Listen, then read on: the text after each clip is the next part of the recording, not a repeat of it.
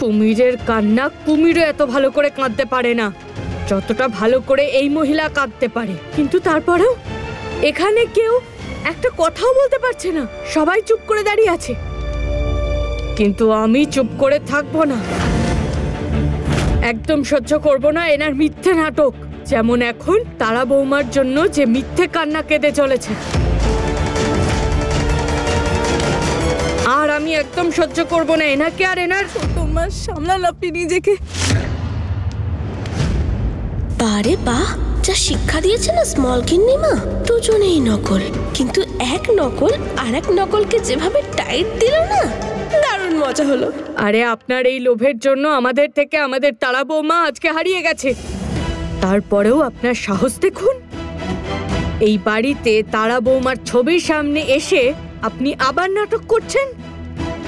আমাদের তারা বৌমা অনেক সরল ছিল যে আপনার জালে ফেসে গেছিল, কিন্তু আমরা সবাই আপনার ওই কালো মুখটা দেখে নিয়েছি। এবার আমরা আপনার জালে কেউ ফাঁসবো না। চলুন।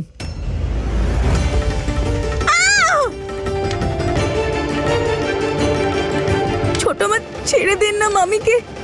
ছাড়বো তো নিশ্চয়, কিন্তু এই বাড়ির বাইরে।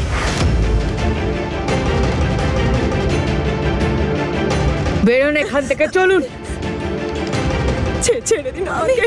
কি করছেন ছোট মা কি করছো তুমি? তারা বৌমা চলে যাওয়ার পর থেকে আমি এক ফোঁটা জল পর্যন্ত খাইনি। সত্যি বলছি, আমি পুজো পর্যন্ত দিইনি আমার রামচন্দ্রকে। কেউ বোঝান না ওনাকে। ছেড়ে দিন আমাকে, ছেড়ে দিন। সত্যি বলছি, আমি আপনার পায়ে পড়ি।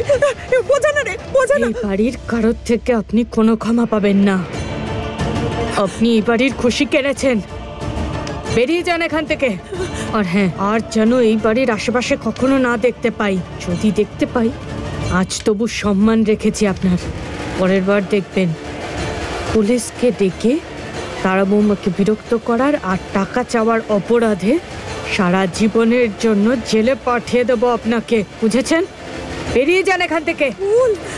বোঝান তো ছোট মাকে। একটাও শব্দ নয় ভুল বৌমা। আমি এই মহিলার ছায়াও এই বাড়িতে পড়তে দেব না। সরোজ, না গো, আজ না আমি শান্ত হব, না আমার ভেতরের রাগ শান্ত হবে। চলুন, বেরোন এখান থেকে। দাঁড়াও।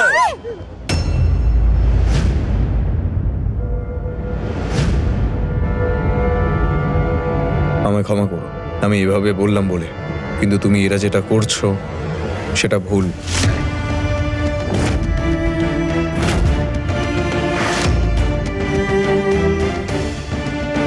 শোভন বাবা, এই মহিলার জন্য তুমি, আমরা সবাই তারা বৌমাকে হারিয়ে ফেলেছি, আর তুমি আমাকে ভুল বলছো? কি করে ক্ষমা করবো ওনাকে? তারা বৌমার মুখটা বারবার আমার চোখের সামনে ভাসছে, যে এই মহিলার জন্য ও শেষ হয়ে গেছে।